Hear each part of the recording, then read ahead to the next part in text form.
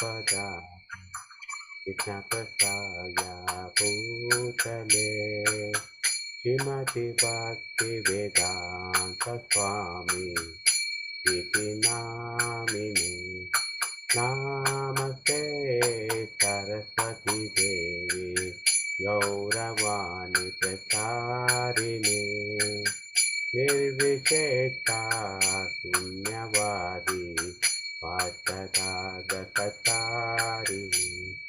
नमस्ते सरस्वती देवी गौरवाणी प्रचारिणे निर्विशेषा शून्यवादी पाश्चात्यागतचारिणे जय श्री कृष्ण चैतन्य प्रभु नित्यानंद शिवदैता गदाधर शिवासादि गौरभक्तवृंद जय श्री कृष्ण चैतन्य प्रभु नित्यानंद शिवदैता गदाधर शिवासादि गौरभक्तवृंद कृष्ण हरे कृष्ण कृष्ण कृष्ण हरे हरे हरे राम राम राम हरे हरे हरे कृष्ण कृष्ण कृष्ण हरे हरे हरे राम राम राम हरे हरे हरे कृष्ण कृष्ण कृष्ण हरे हरे हरे राम राम राम हरे हरे हरे कृष्ण कृष्ण कृष्ण हरे हरे हरे राम राम राम हरे हरे हरे कृष्ण कृष्ण कृष्ण हरे हरे हरे राम राम राम हरे हरे हरे कृष्ण कृष्ण कृष्ण हरे हरे हरे राम राम राम हरे हरे हरे कृष्ण कृष्ण कृष्ण हरे हरे हरे राम राम राम हरे हरे हरे कृष्ण कृष्ण कृष्ण हरे हरे हरे राम राम राम हरे हरे हरे कृष्ण कृष्ण कृष्ण हरे हरे हरे राम राम राम हरे हरे प्रभुपादिकी जाए हरिनाम प्रभु you take over प्रभु ஏன் ப்ரோ குரல் நல்லா இருக்கு ப்ரோ நல்லா தூக்கம் வந்து ராகம் நல்லா ஹரிநாம கேட்கணும்னு எஸ் ப்ரோ தேங்க் யூ நம ஓம் விஷ்ணு பதாய கிருஷ்ண கிருஷ்ணாய பூதலே ஸ்ரீமதி பக்தி வேதாந்த ஸ்வாமி இதி ओम विष्णुपदाय कृष्णपृष्ठाय भूतले श्रीमति भक्ति वेदांत स्वामी इति नामिने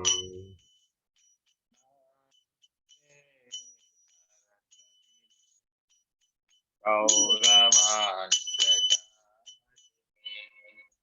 निर्विशेष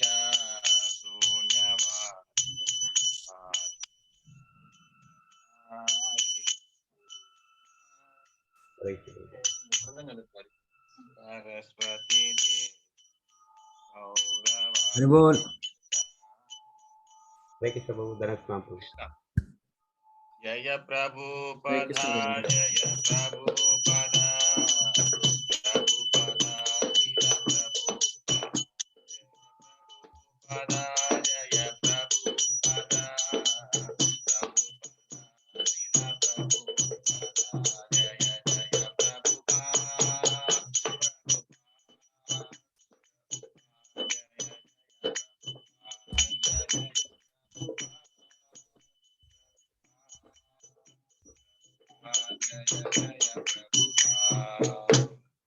प्रभुपाद की जय। हरे नाम संकीर्तन की जय। हरे कृष्ण, धन्यवाद, प्रणाम प्रभु जी। We'll start with the prayers. Yes. ओम अज्ञानतिमिरन्दस्य ज्ञानाञ्जनाशलाकया चक्षुरुन्मिलितं येन तस्मै श्रीगुरवे नमः। श्रीचैतन्यमनोभीष्टं स्थापितं येन भूतले स्वयं रूपकदा मह्यं ददाति सपदान्तिकं। वन्देऽहं श्रीगुरोः श्रीयुतापदकमलं श्रीगुरून् वैष्णवांश्च श्रीरूपं सागरजातां सहगना रघुनाथामितं तं सजीवं साद्वैतं सावधूतं परिजनासहितं कृष्णचैतन्यदेवं श्रीराधा कृष्णपादान् सहगना ललिता श्रीविशाखान्वितांश्च नमो ओं विष्णुपदाय कृष्णापेक्षाय भूतले श्रीमते भक्तिवेदांत स्वामी नामने। नमस्ते सरस्वते देवे गौरवाणी प्रचारिणे निर्विशेष शून्यवादी पाश्चात्यदेशतारिणे वाञ्छाकल्पतरुभ्यश्च कृपा सिन्धु एव च पतितानां पावनेभ्यो वैष्णवेभ्यो नमो नमः। नमो महावदन्याय कृष्ण प्रेम प्रदायते कृष्णाय कृष्ण चैतन्य नामने गौरतसे नमः। हे कृष्णा करुणा सिंधु दीनबंधु जगत्पते गोपीशा गोपिका कांता राधा कांता नमोस्तुते। तप्त कांचन गौरांगी शिराधे वृंदावनेश्वरी वृषभानुसुते देवी प्रणमामि हरिप्रिये नीलाचल निवासाय नित्याय परमात्मने बलभद्र सुभद्राभ्याम जगन्नाथाय ते नमः। जय श्री कृष्ण चैतन्य प्रभु नित्यानंद श्री अद्वैत गदाधर शिवासादि गौर भक्तवृंद। हरे कृष्णा कृष्णा कृष्णा हरे हरे, हरे Ram Ram Ram Hare Hare Hare. Okay. Group number 1 is ready for with presentation.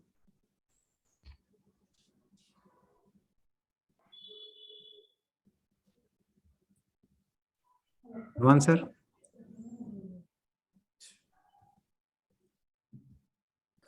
Sarojini Mataji. Yes, Prabhu. Okay. So she has to be made a host, na? Yes, Prabhu, I made it. Prabhu, just one small clarification, Prabhu. Today onwards, we are trying to do some online, YouTube online. It says some restriction. It could be any relations between the number of subscribers for the channel. Is it something 1,000 suppliers should be mandatory to live broadcast any program, Prabhu? I feel like that, Prabhu, because what happened is with my channel also, I was trying to do the same thing. And Yeah. I have more than 100 subscribers, like 150 like that. Okay. But they don't allow. They just stop within 3 minutes only. Yeah. What I read the terms and conditions today, I sense it somewhere 1,000 is the mandatory. If at all you wanted to live, we are just 500 plus now. I think. True, Prabhuji. 1,000 is mandatory. I heard from SNGM temple also. Okay, bro. Okay. Subhadra Mataji only mentioned actually. Actually, in the terms and conditions, they showed 50. But what happened is, despite that, at least for myself, I saw it is more than 50. I have 150 around. But still, they allowed only 3-4 minutes of clipping, not beyond that. Now we have ISKCON Care from 500 plus. Still, it is not allowing. I think there's some problem because I also couldn't do it. Yeah, could be some storage issues. Okay. Thank you. Mataji, please over to you. So both I and Vaishnavi Mataji will present. Hare Krishna, Prabhu.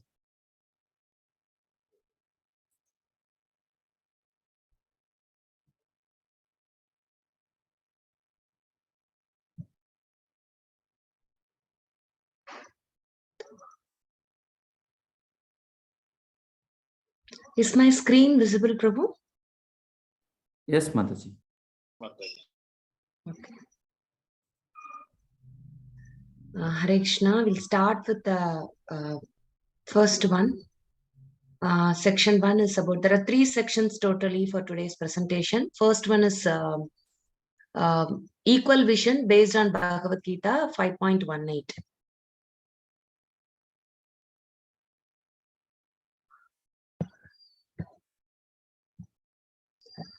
So this is the translation. The humble sage, by virtue of true knowledge, sees with an equal vision of learned and gentle Brahmana, a cow, an elephant, and a dog eater, or an outcast.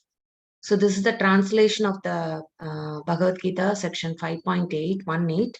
And we are going to see how one sees, based on this translation, how a Krishna conscious person will have an equal vision. So one is, when one is actually advanced in spiritual knowledge, we say he's in a transcendental position, or we in transcendental position, we call that person as a Pandita or a real learned man. So we are going to see in detail who is a real learned man and how does he visualize this phenomenal world. So Lord says, Vidya Vinaya Sampanne Brahmane Gavi Hastini. So one is in the transcendental position. He sees equally everyone, each and every living entity.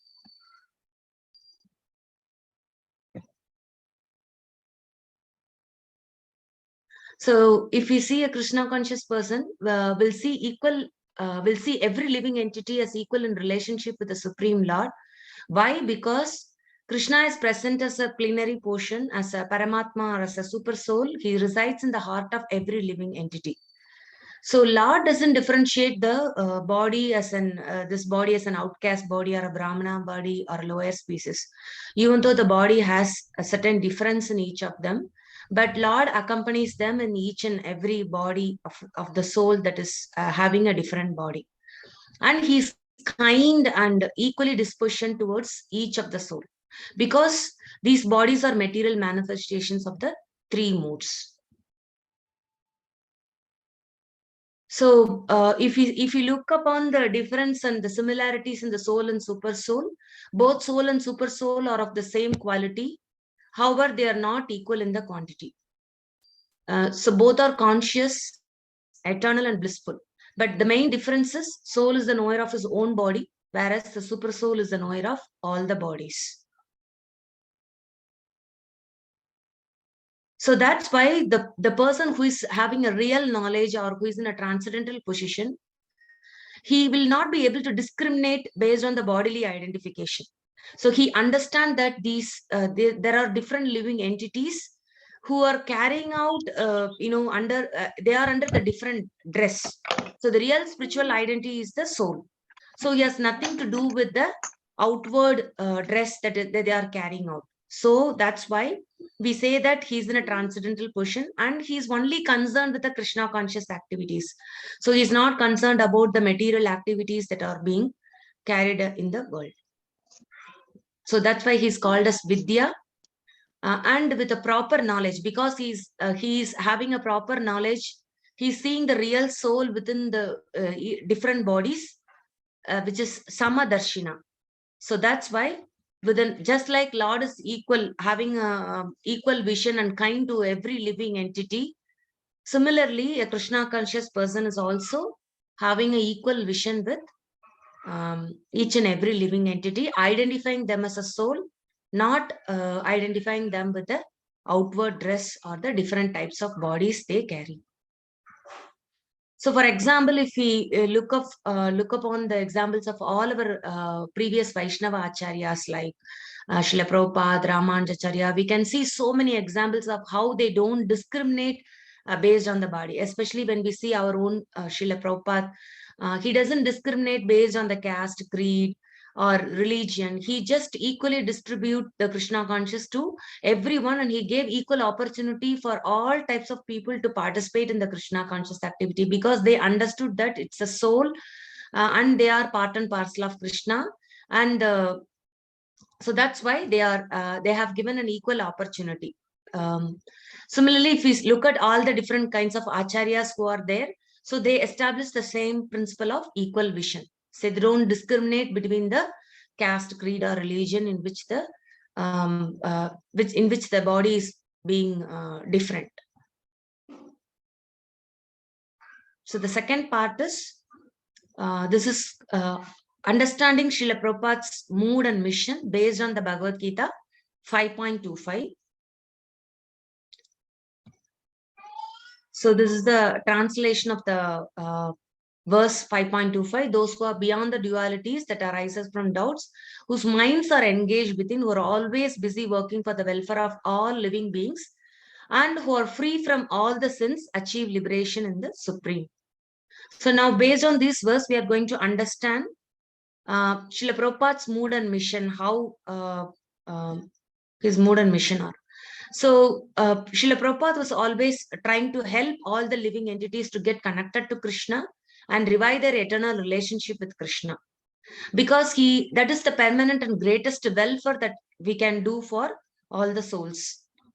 So why it is not, if we do some material activities or material benefits to the soul, it may be pleasing to that moment, but it is very, very temporary and it will not satisfy the soul.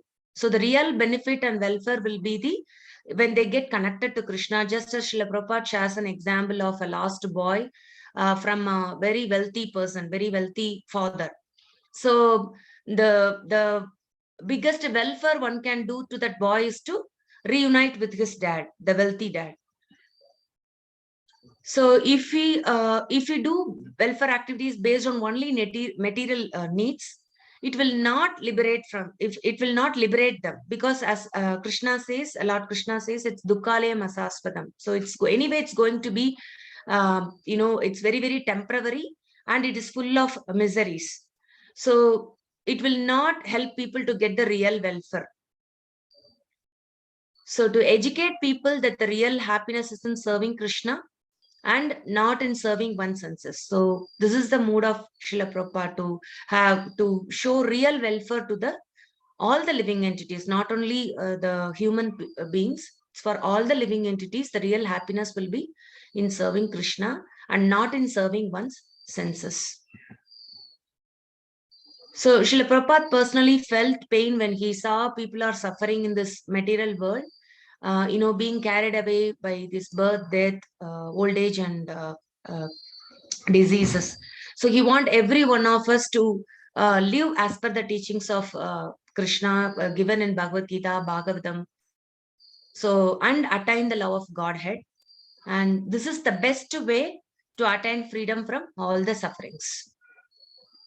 And his mission is to spread Krishna consciousness by distributing Bhagavad Gita, distributing Bhagavatam, building temples which teaches these literatures, educate people based on the transcendental knowledge, educating about the real goal of life, and giving opportunity of various services to all classes of people, so that they actively engage in the Krishna conscious activities and get purified, and then go back to Krishna, go back to Godhead.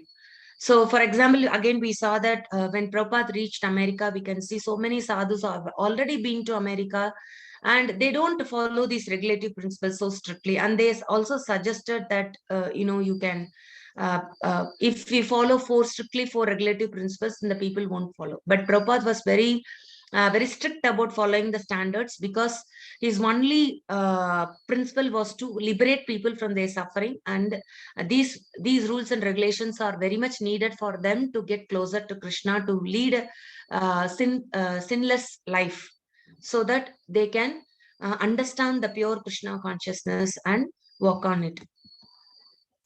So this part will be shared by Vaishnavi Mataji.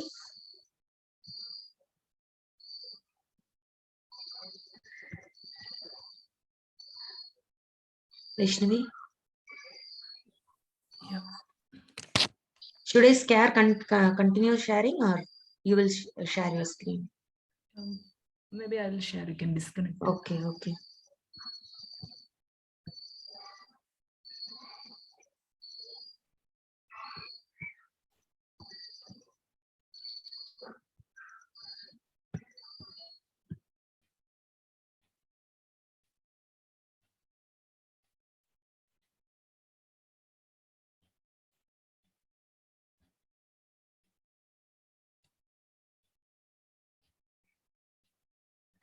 Yeah, is it visible, Prabhu?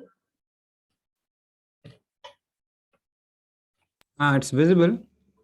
Yeah. Thank you. You have to present it. What is in presentation mode, I think. Okay. Yeah. So section 3 is peace formula. So based on Bhagavad Gita, chapter 5, 29. I'm not able to see it in presentation mode. I don't know what about other devotees. Hare Krishna, You have to Prabhu, we are also present the not, screen. we are also able to see the slides, but not in presentation mode. Yes, Mataji, you are even. You have to go from current slide. Slide show from current slide. Yeah, just a minute. On the left top, Mataji. Bottom right, you will find Mataji. You don't need to Yeah, go. slideshow from current slide. No, Mataji. Bottom right, you will find 3 icons. In that first icon, Mataji. Bottom right. Just a minute. Both are same, Prabhu. Yeah, but that starts from the first one, Prabhuji. This will go from the current slide onwards.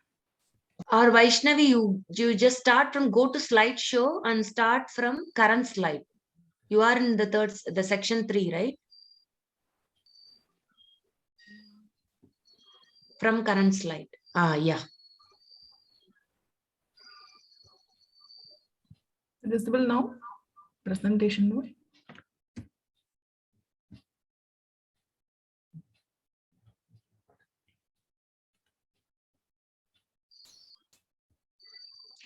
Is it showing presentation to you?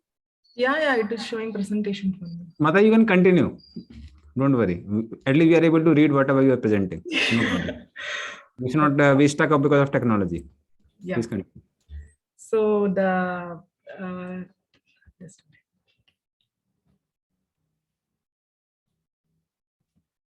Okay. So the verses like Bhoktaram Yajnatapasam Sarvaloka Maheshwaram Sugritam Sarva Bhutanam Nyatvam Mam Shantim Richati. So the translation is a person in full conscious of me, knowing me to be the ultimate beneficiary of all the sacrifices and austerities, the supreme lord of all planets and demigods, and benefactor and well-wisher of all the living entities, attain peace from pangs of material miseries. So from this verse, we can understand the real peace formula is knowing Krishna as the supreme proprietor, supreme controller, enjoyer, and well-wisher. So, Hare Krishna, Mataji, sorry. You can stop your slideshow and just select the slides, Mataji, because we are not able to see other slide. okay. Just select the particular slide you are talking. You present it.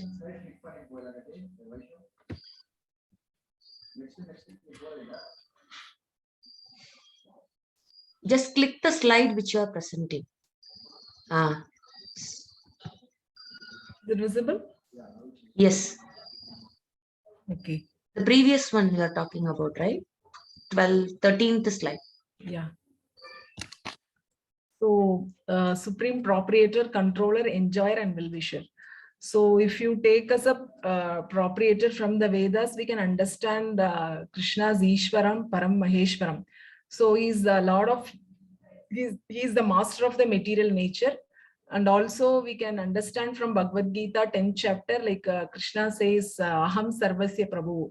So everything comes from me. So whatever we are seeing in the material world or spiritual, everything emanates from Krishna only. So from this, we can easily understand that Krishna is the real proprietor of entire material and spiritual creations. And then Krishna is also the predominator of all the living entities, including the demigods. So Krishna says in Bhagavad Gita in 10th chapter, like Aham Adihi Devanam. I am the source of all the demigods. And then, so from all these verses and from this particular verse, we can easily understand that Krishna is the real proprietor. So, and we can also understand from our personal experience that, we are not the controller because nothing, even in our body, is not in our control. Like everyone has this experience, right? Like many times we don't want to get diseased. We don't want some things to happen, but it's out of our control. So by understanding all these things, and one person who understands Krishna is the supreme controller, so he can be peaceful. So that's what Krishna says in Bhagavad Gita. And then supreme controller, if you take all the people, like whoever following karma yoga, jnana yoga, ashtanga yoga or bhakti yoga, so everyone is given facilities by Krishna only. So like karma yoga, they are following varnashrama dharma. So all the varnashrama dharma Vedas are given by Krishna only. So indirectly they are pleasing Krishna. So even we can see from Bhagavatam reference like varnashrama vibhagashaga. So by following varnashrama dharma, one has to please Krishna, Hari. So and then if you take jnana yoga, people are trying to realize the Brahman, so which is also a partial representation of Krishna. So Krishna's effulgence is called Brahma Jyoti. So in this way also, they are worshipping Krishna only. And then if you take Ashtanga yoga, people who are all following the mystic yoga, Ashtanga yoga, so they are meditating on the Paramatma as the super soul. So super soul is also an aspect of Krishna. And then if you take Bhakti Yoga, all the devotees, they are worshipping Krishna directly. So if you take all these categories, people either follow whichever path they are following, they are directly or indirectly worshipping Krishna only. And Krishna is, providing, controlling everyone. Even if you take Vikarmis, whoever is not at all following anything, even for them, Krishna is the maintainer. So they are getting everything, whatever is required for leading the life, like 5 basic elements. Even if you take this Panchabhuta, everything comes from Krishna only. And then if you take atheist who never believes in Krishna, for them also Krishna is the maintainer of all the living entities. So in this way, Krishna acts as a well-wisher as well. So like Krishna is showing various path through which they can come out of this material world and reach him. So and then if you take Bhakti Yoga, also through the medium of devotees, literatures and all these things, temples. So Krishna is a supreme friend, because Krishna doesn't want any of the living entities to suffer in this material world. So he just wants everyone to become liberated and come back to him. So in this way, Krishna acts as a supreme well-wisher. So if at all anyone wants a peace, they have to realize Krishna either partially or fully. So in this way only we can attain the real peace or liberation. But one who realizes Krishna as a supreme personality of Godhead, like all the 3 aspects. So the Bhakti Yogis, Bhaktas, they are considered to be the topmost. So in this way we can understand by accepting Krishna as the supreme proprietor, supreme controller and well-wisher, we can be happy, because we always worry for two things, like we hanker for something which we do not get, and once we get some things, we used to lament because they may get out of our hands. So when we understand that all these property belong to Krishna, and Krishna is the well-wisher, and just by pleasing Krishna, we can be happy. So the real peace formula can be attained. So Hare Krishna. Hare Hare. So we'd like to thank this group by chanting Hare Krishna, Krishna Krishna, Hare Hare, Hare Ram, Ram Ram, Hare Hare. Group number 2 is ready. Yes, Prabhu. Hare Krishna. Yeah, please present. Yes, Prabhu.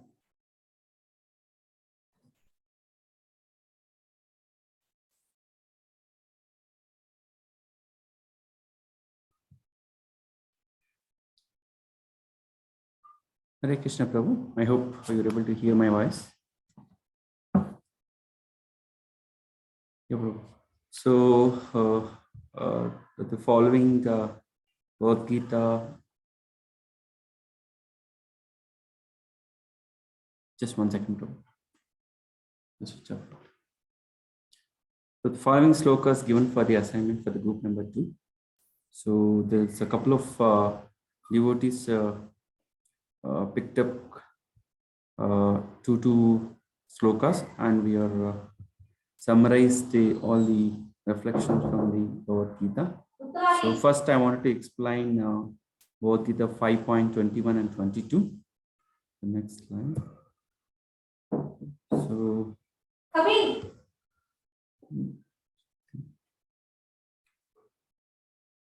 Bhagavad Gita 5.32. Wise man doesn't delight material pleasures which are temporary source of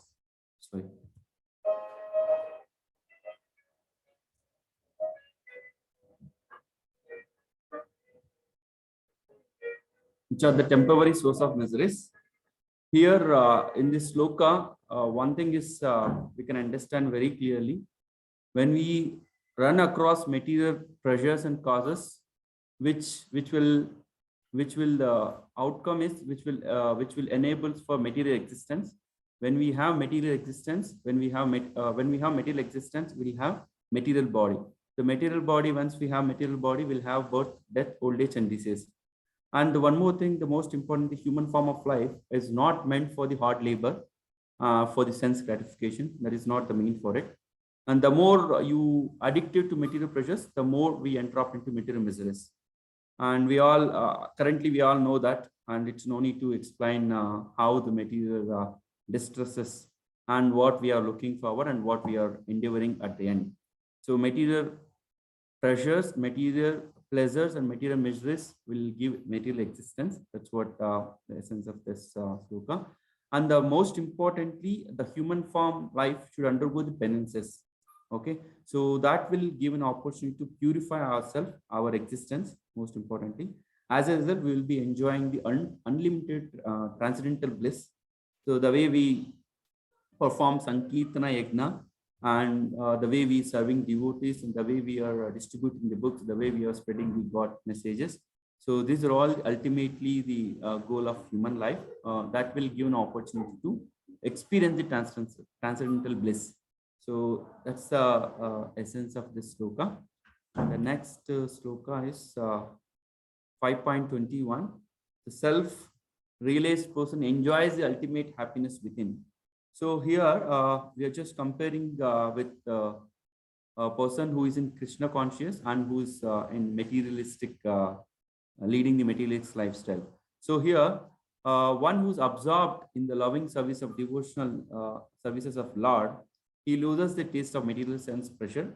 So the one who is in Krishna conscious, definitely Lord gives an opportunity to enjoy the higher taste, and he will get rid of the material sense pleasure, and he will lose the taste by serving the Supreme Lord and Supreme Lord devotees. A Krishna conscious person not at all attracted for any kind of materialistic senses pleasures due to his being liberated soul. So Krishna conscious will give an opportunity to liberate ourselves and will not attach it to any kind of materialistic sense pleasure. It will automatically lose the taste. But as a material person, for highest enjoyment pleasure is just attracting the opposite genders. That is the highest pleasure. We all know that the whole world is running behind this, and we can also experience nowadays those who are experiencing news channels or any advertisements on the streets or anyway, any mode of bad media. So always exposed with the opposite genders, and they will try to exploit human mind. So here, my conclusion here is the Krishna conscious person get an opportunity to give up the material sense pleasure automatically by serving the Supreme Lord and his devotees. Continuing with Bhagavad Gita 5.19. A self-realized soul has no attraction or hatred to matter. Thus, he is flawless and impartial, based on the purport, equanimity of mind, symbol of self-realization. The importance of equanimity.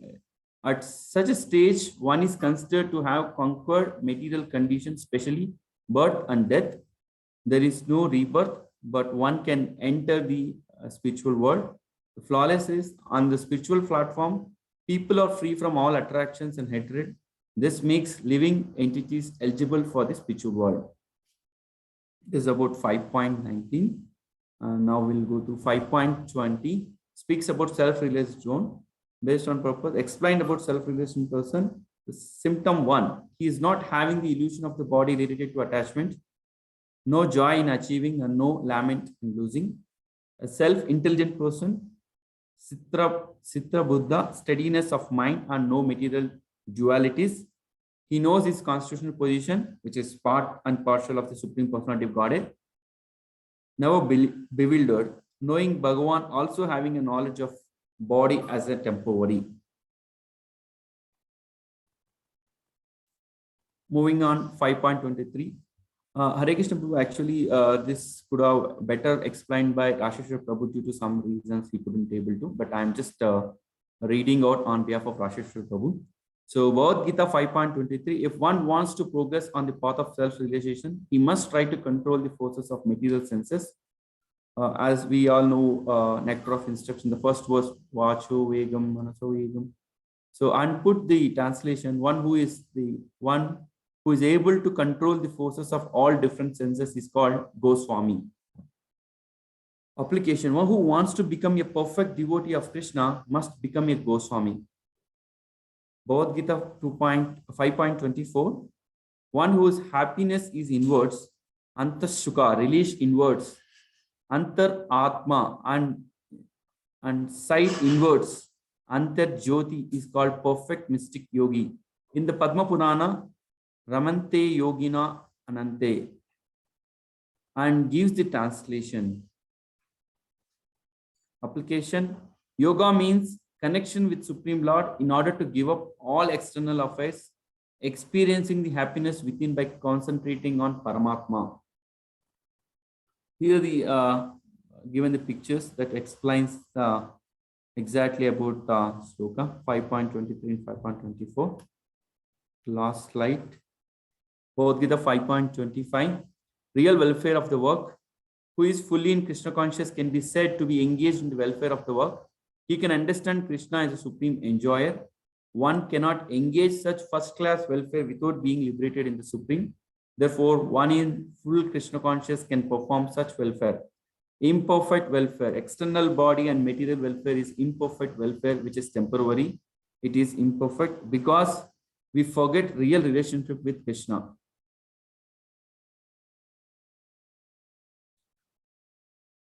(5.26) Study meditation on super soul can attain liberation. A Krishna conscious devotee can achieve liberation by constant thinking of the Lord. This is understood by the analogy of meditation of bird, fish, and tortoise. The fish brings up its offspring simply by looking at them. Bird maintains their offspring by touching. The tortoise brings up offspring simply by meditation. A devotee in Krishna conscious, although far away from the Lord's abode, can elevate himself to that abode simply by thinking of Krishna constantly. Hare Krishna Prabhu. Hare. So we like to thank number 2 also. So the hard work. Chanting Hare Krishna, Krishna Hare Hare, Ram Ram, Ram Hare Hare. So we are supposed to start chapter number 6 today, as far as I remember. Yes, Prabhuji. Okay. Chapter number 6 called Dhyan Yoga.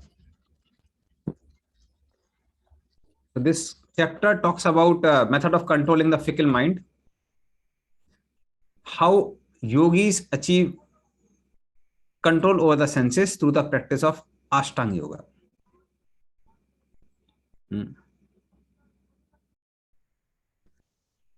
So first I'll explain a little bit about Ashtanga Yoga. So Ashtanga Yoga means basically yoga which consists of 8 limbs or Ashtanga. This is called Ashtanga. So what are these limbs? So let me just see whether I have the slide for that. So wait a minute.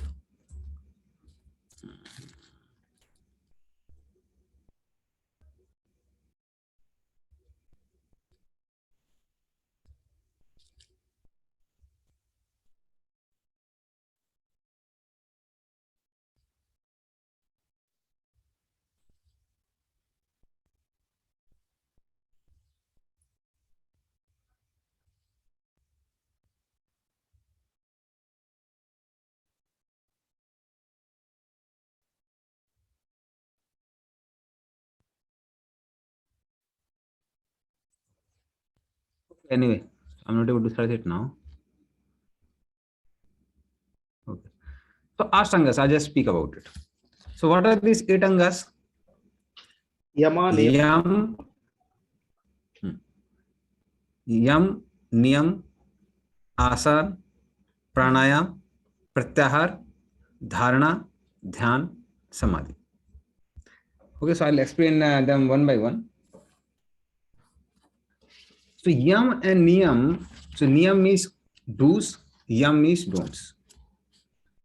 So that is basically Yam and Niyam. So Yam means don'ts. Like we also have some don'ts in Krishna consciousness. What are their don'ts in Krishna consciousness? 4 related principles. Yeah, 4 principles. No eating, no gambling, no illicit sex, no intoxication. We have like this don'ts. So similarly, there are a lot of don'ts in Ashtanga Yoga also. Because unless until one controls one's senses from sense gratification, one can't practice Ashtanga Yoga. So this is called Yam. Then there is Niyam. Niyam is do's.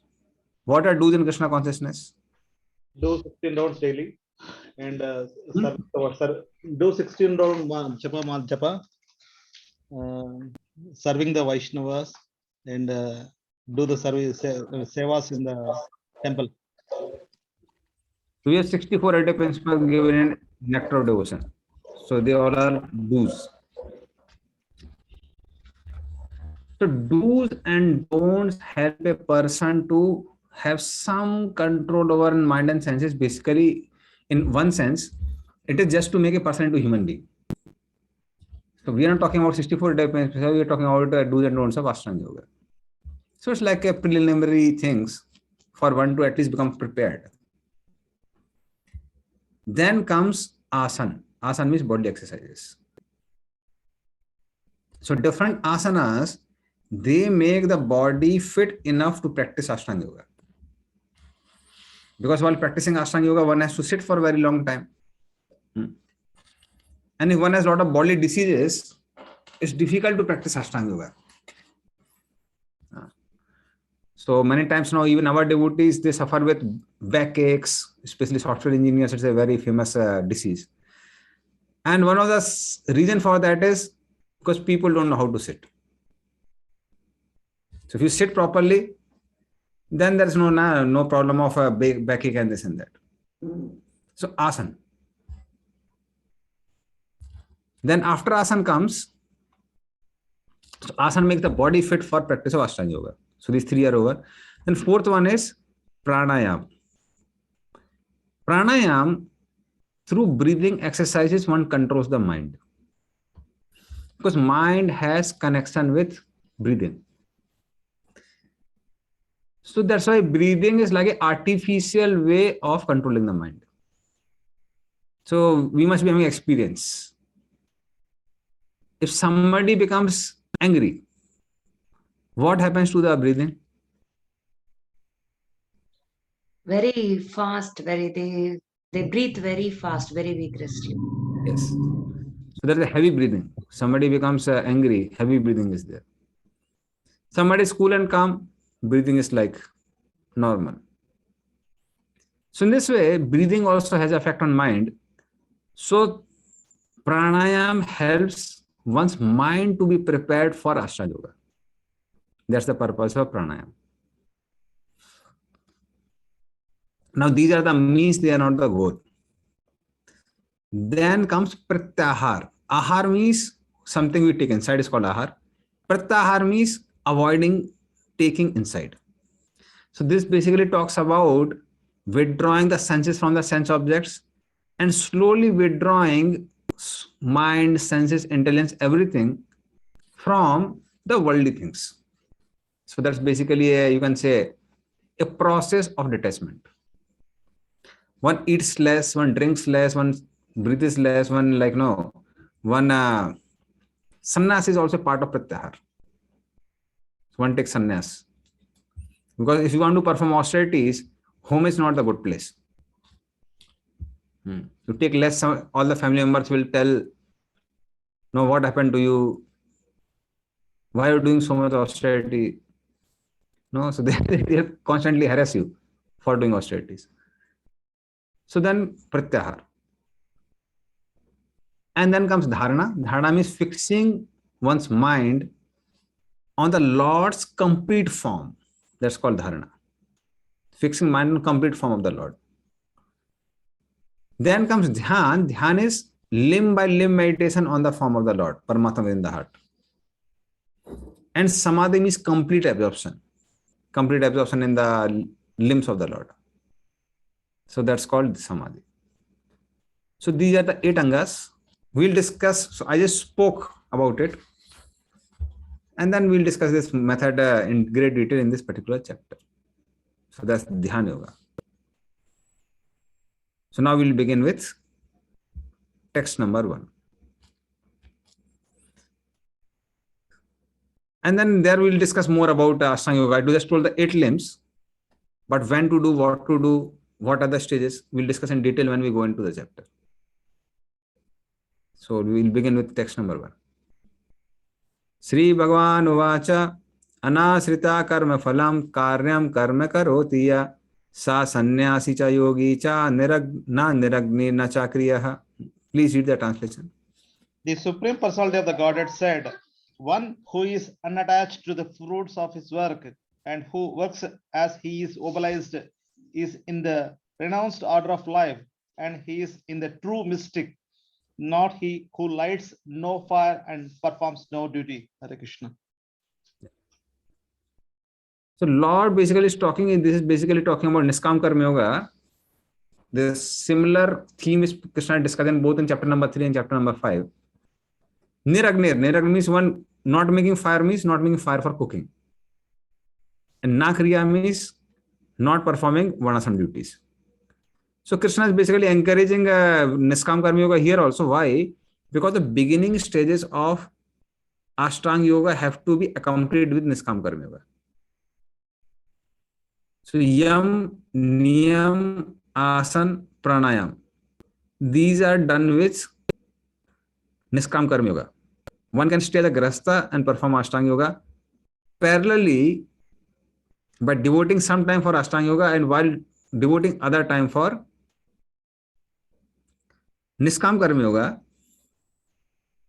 The reason is because for attaining especially Dharana, Dhyan, Samadhi, one has to be free from doers and mentality. So again, coming to the same chart which we had discussed before. So that chart is like a very, very important.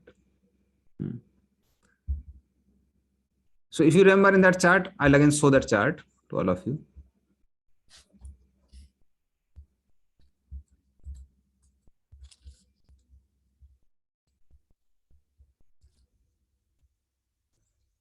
So this is the Ashtanga Yoga here. So no desire for fruits is a qualification for Niskam Karma Yoga also, and it is also a qualification for beginning with Ashtanga Yoga process. So one can do Niskam Karma Yoga, means one can perform one's activities in one's own Varna as a Grahastha. At the same time perform Yam, Niyam, Asan, Pranayam. And slowly when one becomes qualified and one gets freedom from doers and mentality, then one can take sannyas, which is a part of pratyahar. So some limbs of pratyahar one can do in the later stages of grahastha life also, but one limb of pratyahar is also taking sannyas. One takes sannyas, goes to the forest, one is very confirmed that I am free from doers and mentality. When one becomes free from doers and mentality, he becomes qualified for the higher stages of Ashtanga Yoga, that is Dharana, Dhyan, Samadhi. One can do that.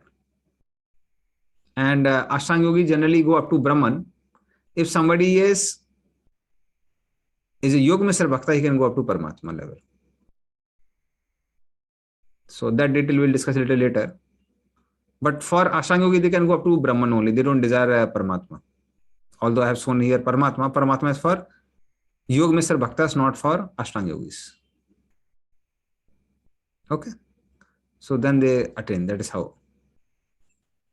So that's why in the initial stages, because they have to perform Niskam Karma Yoga, Krishna is encouraging them to perform Niskam Karma Yoga.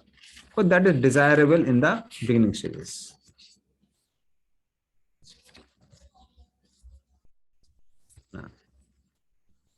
So because what happens initially, performance of Niskam Karma Yoga will purify the heart.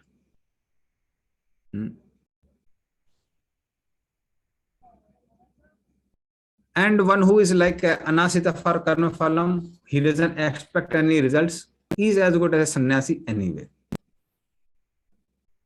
Because a yogi means a person whose mind doesn't dwell in sense gratification. He's a yogi.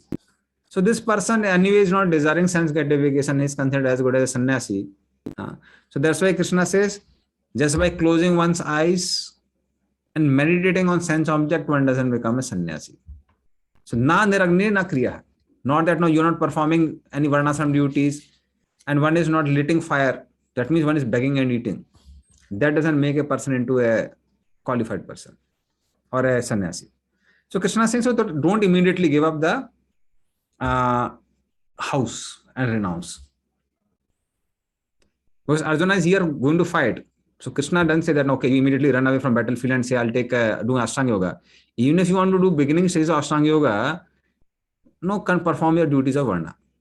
So that's necessary. Okay. Now that same theme continues in next verse also.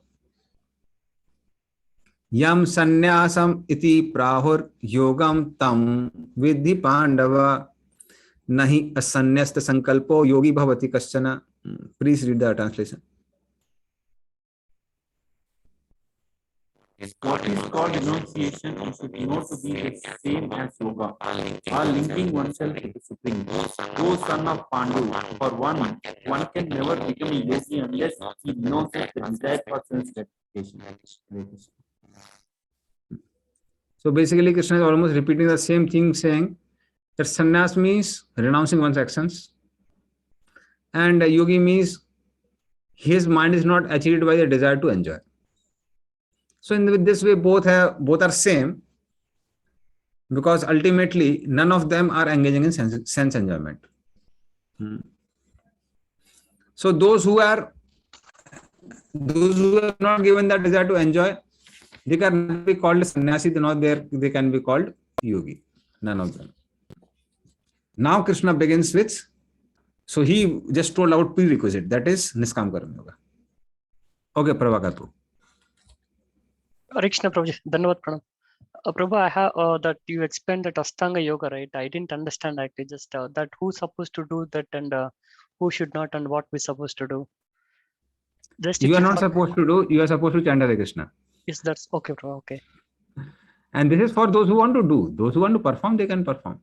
We'll discuss these things in detail. The difficulties of Ashtanga Yoga. They are not meant for Kali Yoga. Okay, Prabhu. So we have not discussed it, but we'll discuss. Okay. Right. Hare Krishna, thanks. So you don't have to worry. I'm not telling you to take sannyas. Okay. So don't worry. Okay. Arurukshor munir yogam karma karanam uchyate yoga rudasya tasseva sama karanam uchyate. Please read the translation.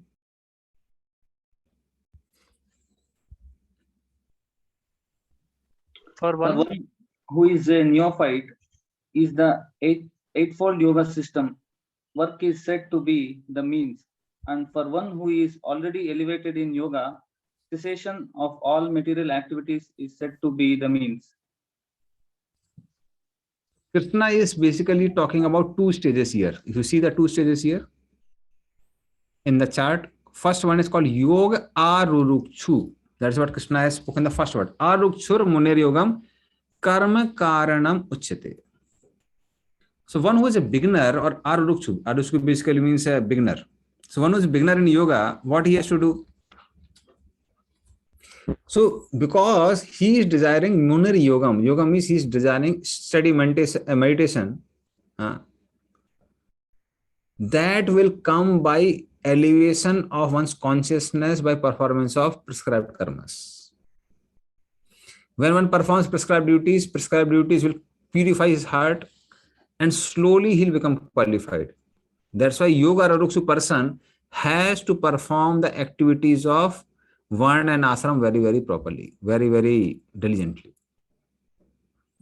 So this person is called a beginner. Karma karanam uchyate. He means karma means here according to varnasam dharma. So he has to perform the activities of varnasam dharma to purify his heart, so that he becomes later on a qualified person, which is called yoga runas. Yoga runase tasyeva. Who is yoga run? Sama karanam uchyate. One who can have steadiness in meditation.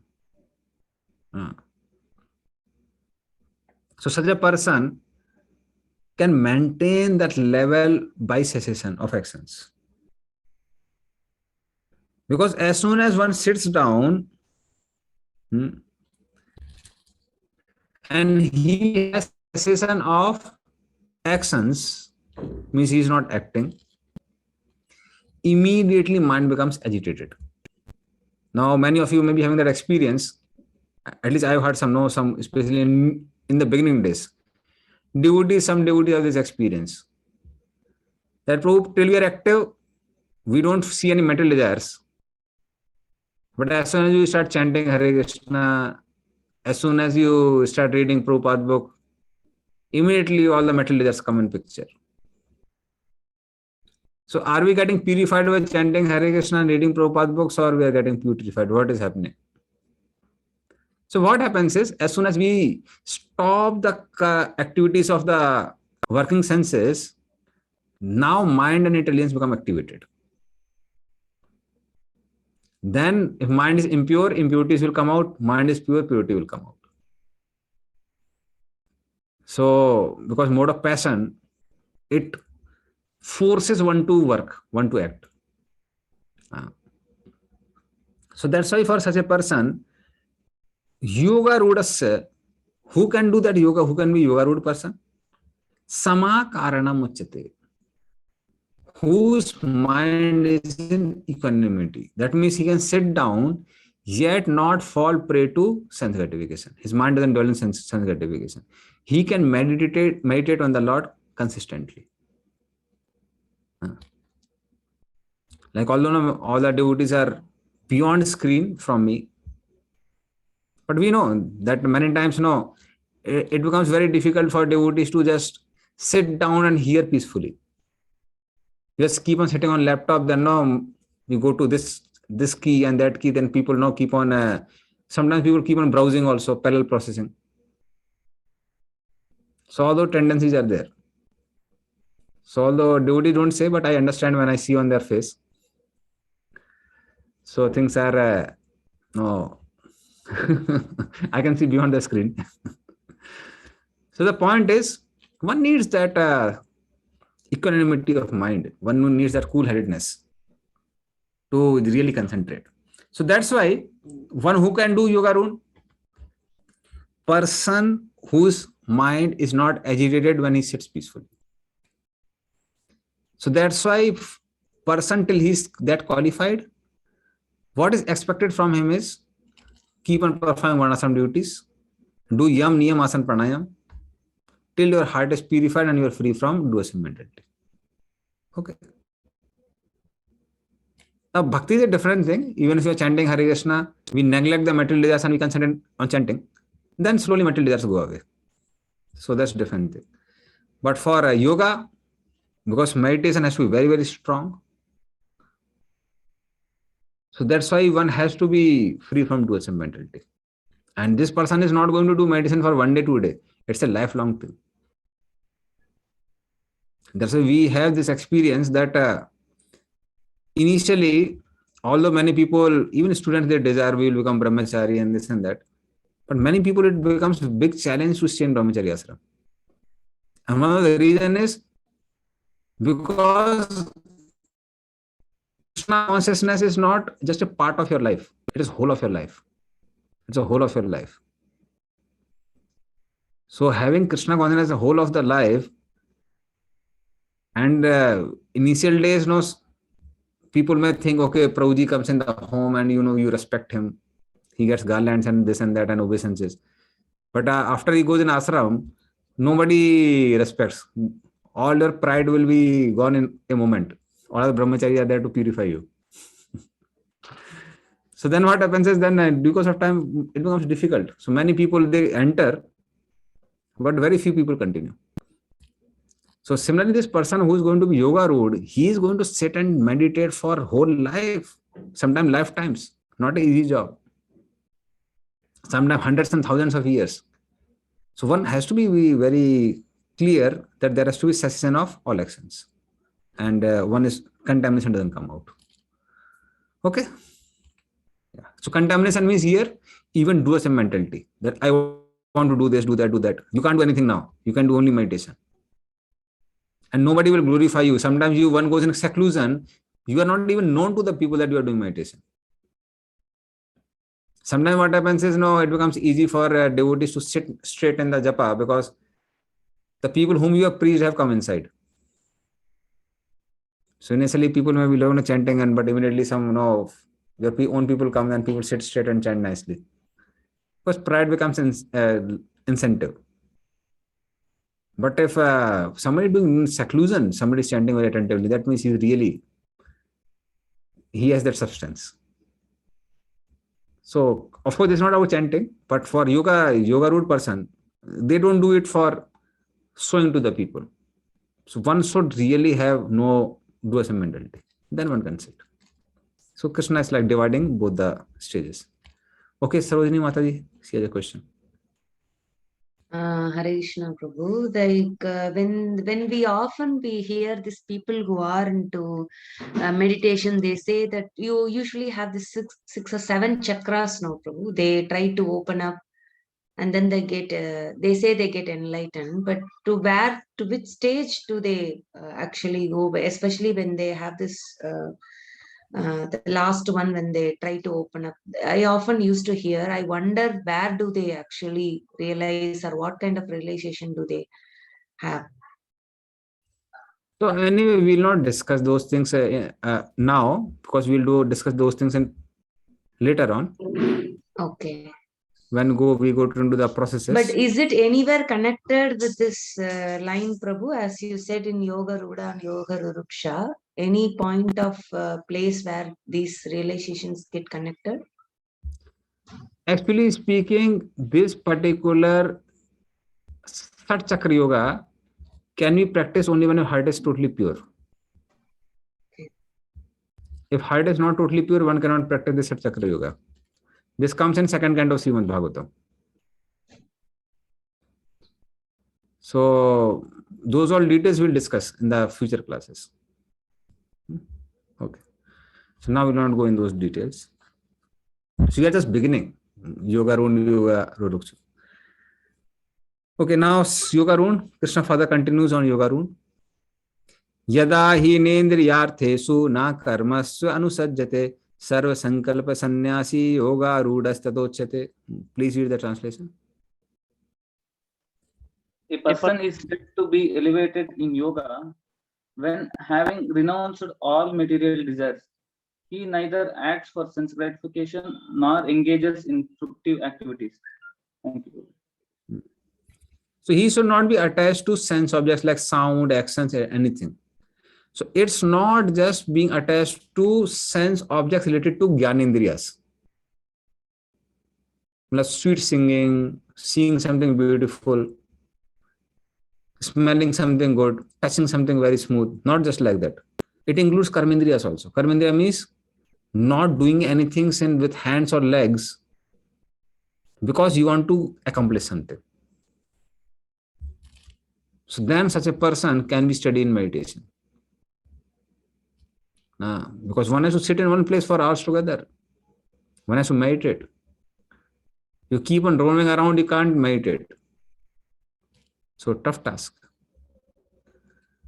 So such a person, he can't act with Karmendriyas or Gyanendriyas for the purpose of sense gratification. Because doers mentality is also a subtle sense gratification. You want to achieve something, make something, do something. Okay, Sarojini Mataji, she still has question. So when you see, when they don't use Karmendriyas, Jnanendriyas, they are actually using their mind for meditating now. It's only for sensory activities you're saying. That they Huh. don't use any of these.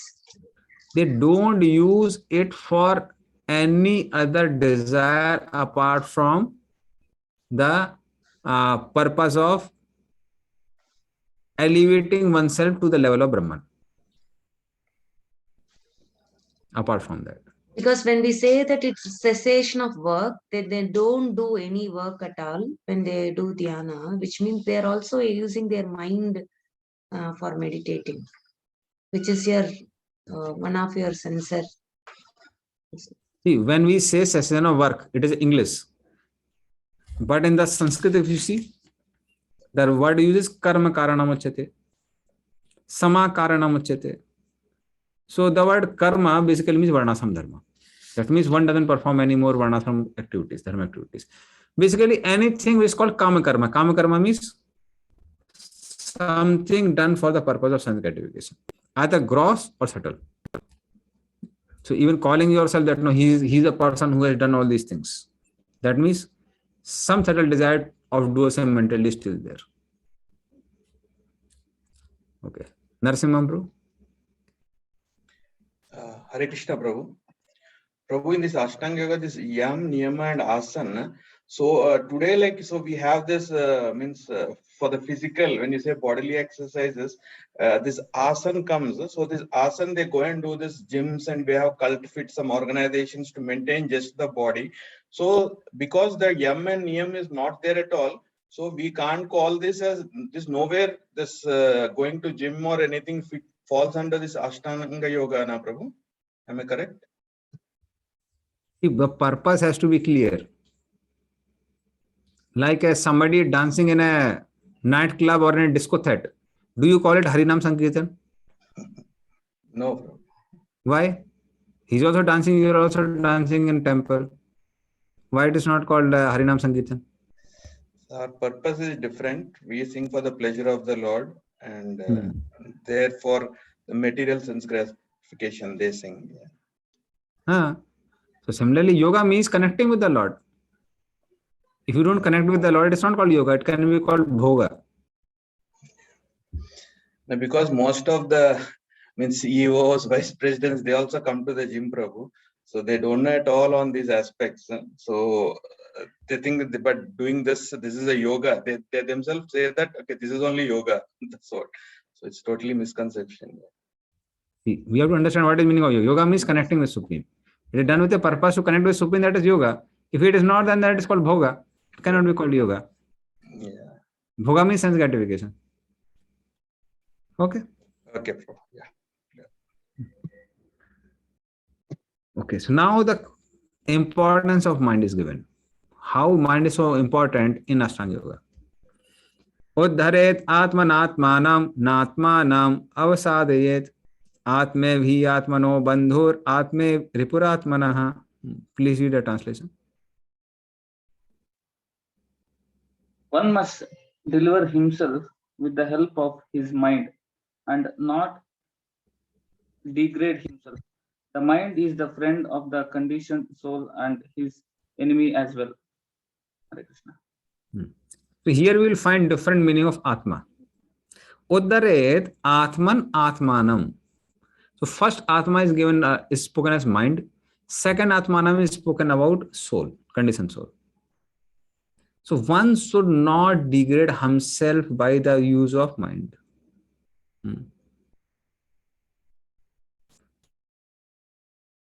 Because what happens is na atman avasadayet. Avasadayet means degrade. So one should not use the mind to degrade himself. That means mind can be used for degradation or elevation. When it is used for degradation, elevation is given. Atme bhi atmano.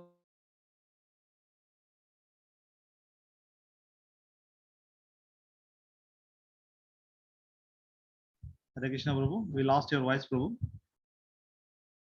Maybe.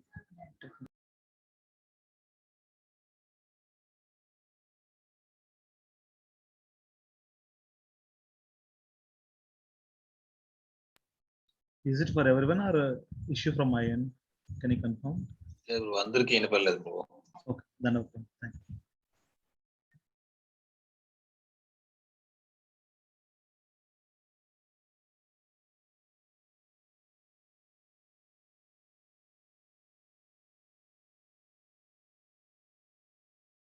some network problem. So you heard till what point? Mind can be used for degradation or elevation. Okay. So mind can, when mind is used with for elevation, that means it is detached from sense gratification and it is used to meditate on the Supreme, connect with the Supreme, and is devoid of attachment to object of the senses.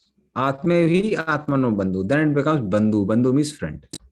When it is devoid of desire to enjoy sense gratification or object of senses, and it is used for connecting with the Supreme, then it is bandhu.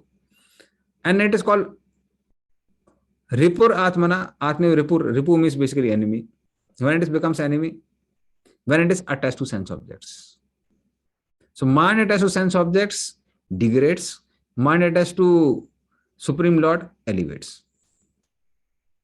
So that is the definition of mind becoming friend and enemy. So then Arjuna suddenly gets a question in mind. So then, my dear Lord, for whom is mind a friend? For whom is it enemy? You say, okay, sometimes it becomes a cause of degradation, sometimes elevation. But for whom it acts like an enemy and for whom it acts like a friend. Krishna clarifies it further in text number 6. Bandhoratmatmanastasya yenatmevatmana jitah anatmanastu sattvatve vartetatmeve satruvat. Please read the translation. For him who has conquered the mind is the best of friends. But for one who has failed to do so, his mind will remain the greatest enemy. Hare Krishna Prabhu. So for one who has conquered the mind, friend, he's a friend. Conquered the mind means, as I told before also, people who are in mode of goodness, who see themselves separate from mind, they don't just think. They know how they think and they can think what they want to think. So that means they have control over mind. They use mind as like an object. Like I have this mobile, I can lift it, put it down, put it here and there. I have control over the mobile. But if mobile controls me, then what will happen is, although I don't want to browse certain things, I'll still browse it. I don't want to open certain apps, I'll open it. So there, similarly, mind, we are different from the mind. So first, you can say accomplishment in the life of a yogi, any yogi, karma yogi, jnana yogi, ashtanga yogi, even bhaktas, is seeing that I'm different from mind. That's why some devotees come and say, then approve mind, my mind is not in control. Big achievement. At least you are able to see that your mind is different from you. So it's in themselves an achievement. Otherwise, generally people think themselves to be mind. They identify with the mind. So then who has conquered? For him it acts like a friend because he can use mind for progressing. Unless until you have control, how can you use it for progressing? And for those who don't control over the mind, it remains an enemy only. Okay. So that is how. And that's the reason we have such an emphasis on 4 principles. So many times, so many people who smoke and drink and this and that, and they say you are doing Ashtanga Yoga, that is basically cheating. Because if your mind is not in control, where is the question of yoga? Because one has to use the mind for elevation, and if your mind is not conquered only, you are subservient of the mental urges, where the question of yoga? So there are so-called very famous yogis in India, and their statues may be made here and there. But if they were addicted to smoking and drinking, they can't be called yogis. So that's why mind has to be controlled. Okay, now there are 7, 8, 9, these 3 verses. They are basically going to talk about the qualities of one who is in yoga rune stage, higher stages of yoga. So 7th. जितात्मना प्रशान्तस्य परमात्मा समाहितः शीतोष्ण सुख दुःखेषु तथा मानपमानयो. Please read the translation.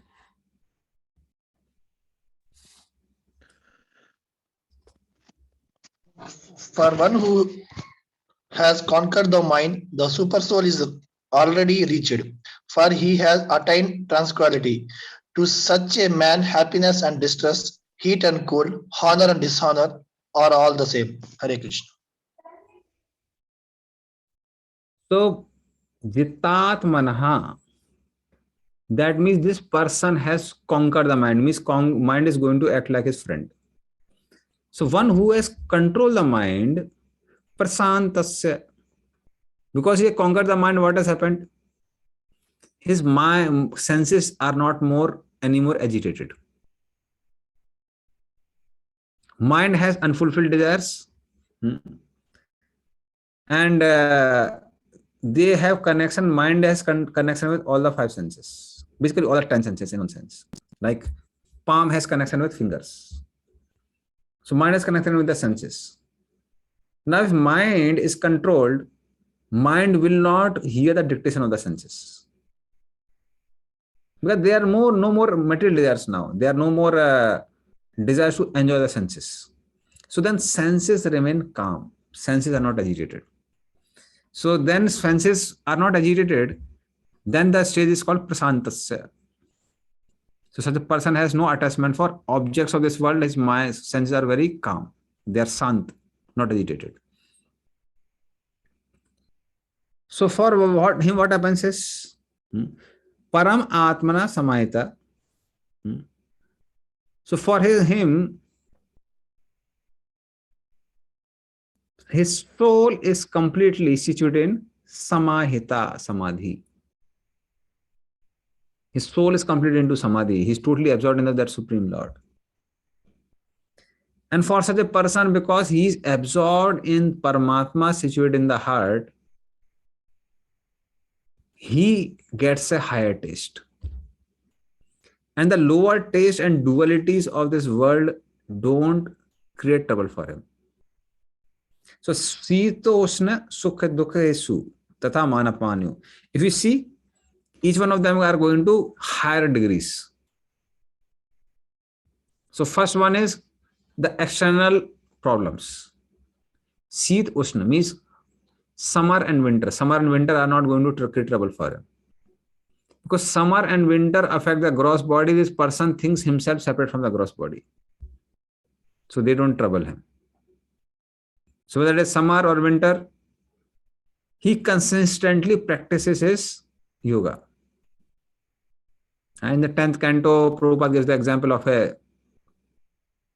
course, Prabhupada gives in Krishna book, the example of a mountain. So a great mountain, even if it is showered with torrents of rains, mountain doesn't move. Rather, mountain becomes cleansed of its dust and becomes more splendorous and more beautiful. Similarly, people who have conquered their minds, the great sages and even devotees, they don't deter from their devotion service despite so many troubles in their life. Fine, troubles will come for everyone. But for them, every day Mangal Aarti is there, every day one program is there, every day chanting of the holy names is there.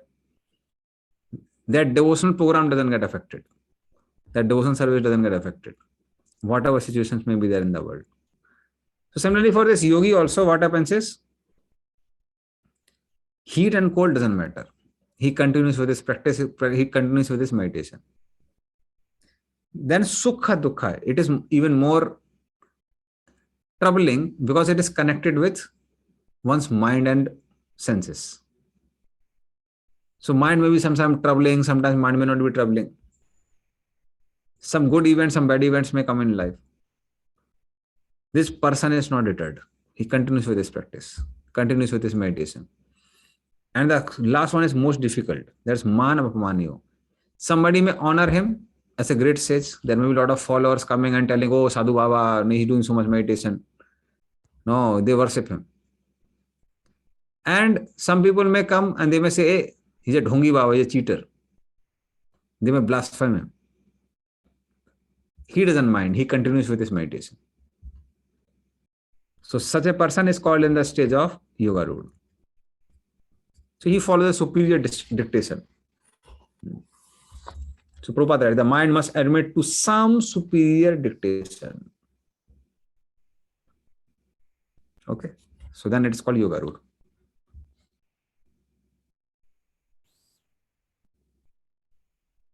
Okay. Now we'll go to next verse. So this is also another quality of. So what I'll do all the quality, then I'll take your question. So text number 8. Jnana Vijnana Triptatma Kutisto Vitendriya Yuktiti Uchate Yogi Sam Lostrasma Kanchana. Please read the translation. A person is said to be established in self-realization and is called yogi when he is fully satisfied by the virtue of acquired knowledge and realization. Such a person is situated in transcendence and is self-controlled. He sees everything, whether it be pebbles, stones, or gold, as the same. Hare Krishna. So such a person, he is devoid of desires. He is totally satisfied by the knowledge or the realization which he is getting. So Jnana Vijnana Triptatma. So whatever knowledge of Ashtanga Yoga he is having, knowledge of soul is he is having, and the realization which he is having, he is just happy with that. Triptatma. Triptatma means totally satiated, satisfied.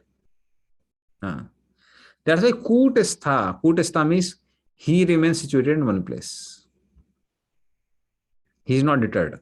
He remains, especially it is talking about meditation. He remains in his meditation all the time. The Yukti iti uchate yogi. In this way, this person is Yukta. He is connected to the Supreme Lord. Or is completed for self-realization. And some lostrasma kanchana. Whether there is a dirt, lostra. So dirt is there, asma, stones are there, or kanchan means gold is there. He sees them equally. Now devotees will not see equally. I'm also running one school here, just started 3-4 weeks back. So I don't see steadily because we have to use for Krishna service. So anywhere money comes, I become very happy. Because we have to bear the expenses. But certainly devotees also should not do it for sense gratification. They should, for Krishna service, we discriminate. But for yogi, because he is not a devotee, he is not maintaining any organization or temple or anything. He is not engaging in service of the Lord. For him, it doesn't matter only. He needs some bare necessities for living, and their bare necessities are available even in the forest. So forest you get kandamul. There are fresh springs for drinking water. So one doesn't need much money. One doesn't need so he sees all those things equally. Because none of these things are helpful for his self-realization. So this is Yogarudha stage. Okay. Now text number 9. Suhin mitrari udasina madhyastha dvesa bandhusu sadhusu apicha papesu samabuddhir vivisisyate. Please read the translation. A person is considered still further advanced when he regards honest well-wishers, affectionate benefactors, the neutral, mediators, the envious, friends and enemies, the pious and the sinners, all with an equal mind. Hare Krishna. So this is a person who would be, you can say, even Yogarudha, he is more advanced. Because he is not just seeing with things equally, he is even behaving with the people equally, which is even more difficult. Seeing things equally is difficult, but seeing people equally is much more difficult. That's even more difficult because they're sentient beings. So whom he sees equally. Suhrit. Suhrit, the person who gives you benefit. So it's called Suhrit. Well-wisher basically. Well-wisher, one who benefits us. So somebody benefits us, somebody is a well-wisher. We have some affection for him, but we have a deeper affection for one who is friend, Mitra. Mitra means he's always there whenever we have danger. And not just danger, we also have sentiments. We play around with him, we roam around with him. It's called Mitra. But he sees both the people equally. This is still acceptable. But then he sees Ari. Ari means one's enemy who's trying to kill him. So seeing friend, well-wisher, enemy all equally. Very difficult. Then there are people who are Udasin. Udasin means if you have a fight with someone, he has nothing to do with us. He says, who cares? No, whole world is fighting. So he's called Udasin. And then there are some people called Madhyastha. Madhyastha means they enter inside and then they like resolve the fight. So one is generally grateful for one who has resolved the fight. But he sees both the people equal, whether he is Udasin or Madhyastha. Then Dvesha. Dvesha means people who deserve hatred because they are trying to harm us in some way. They are called Dvesi. Envious people who are trying to harm us. But he says, no, they are also equal. Relative, bandhu, friend, somebody has blood relationship. Then somebody is follower of dharma, somebody is follower of adharma. So he sees all these people equally, not just seeing gold and lump of stone equally. So it's like, no, this is like a very high quality of a Ashtanga Yoga rule. Okay, now somebody had a question. Who had a hand raise? Anuti Prabhu. Okay, Anupam Kontu, yes. Now you can ask a question. Prabhuji, yes, Prabhuji. So earlier one sloka, there it is mentioning, so mind should use for elevation, not for degradation. So my question is, Prabhuji, so generally mind carries all vasanas, all different means from past lives it carries. So generally, so it will not be under the control. So here my question is, Prabhuji, so until unless once vasanas, whatever previous vasanas will goes away, then only he can elevate his mind, he can elevate his mind himself. So otherwise it is not under his control. No? Degradation means whether elevate or degradation. So basically, so it depends on karma, Prabhu, or it depends upon his own, what you call, trying or something. See, this person can see himself separate from the mind and he can control the mind. The reason is karma is like a very vague word. Karma has a lot of meaning. Karma can mean your fruitive actions. Karma can mean fruitive results. Karma can mean fruitive tendencies. Karma can mean entanglement in this world. So karma can have a lot of meaning. So we'll not go into the word called karma. Karma can have a lot of meanings. Here we are talking about realization. This person realizes himself separate from mind. And in this way, this person, he can control his mind from getting degraded.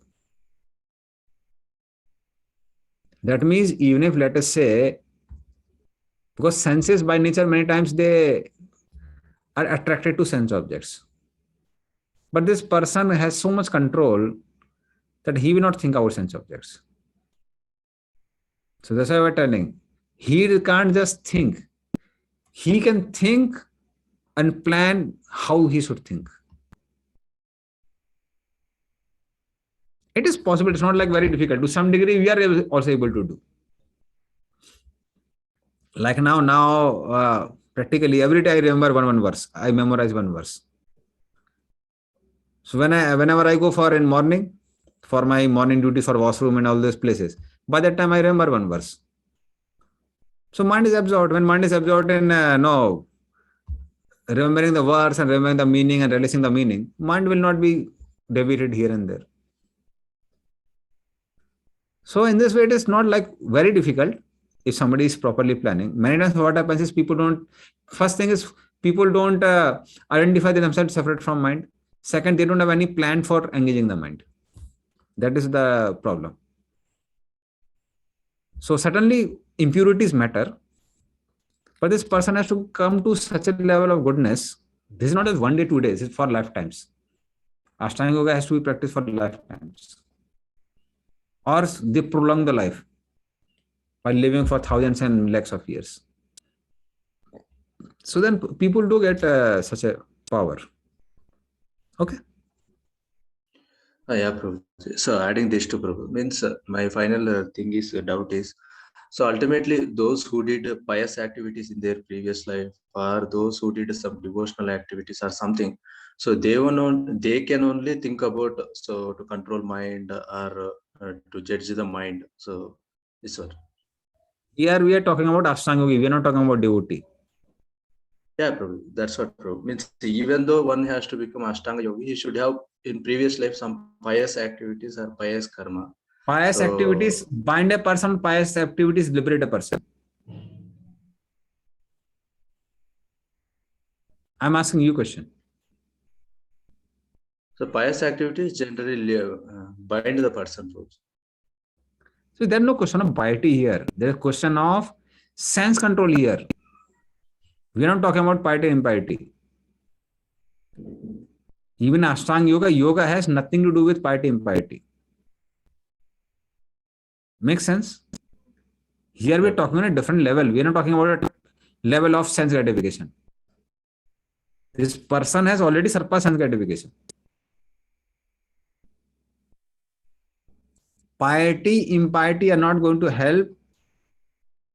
You can say Varnashram dharma has purified his heart. That makes sense. It's not about piety, impiety. Piety doesn't purify the heart. Practice of Varnashram dharma purifies the heart. Piety may be byproduct.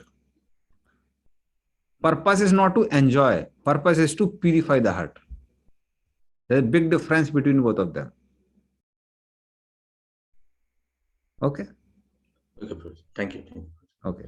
Somehow South Indians have such a, I've seen them. They have a lot of now elaborate karma kanda process. So a lot about piety and impiety.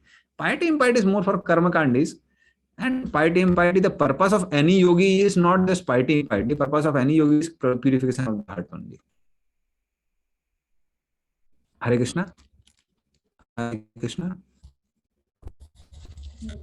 Yes, Prabhu, we can hear you. Oh, you can hear. Okay. Okay. I thought maybe my... But video is got paused for me at least. Okay. So just I'll see. So there is some signal problem here. But I'm audible to all of you. Yes, Prabhu, we can hear you. So what I'll do is I'll change my another network and let us see if that works. If that works, then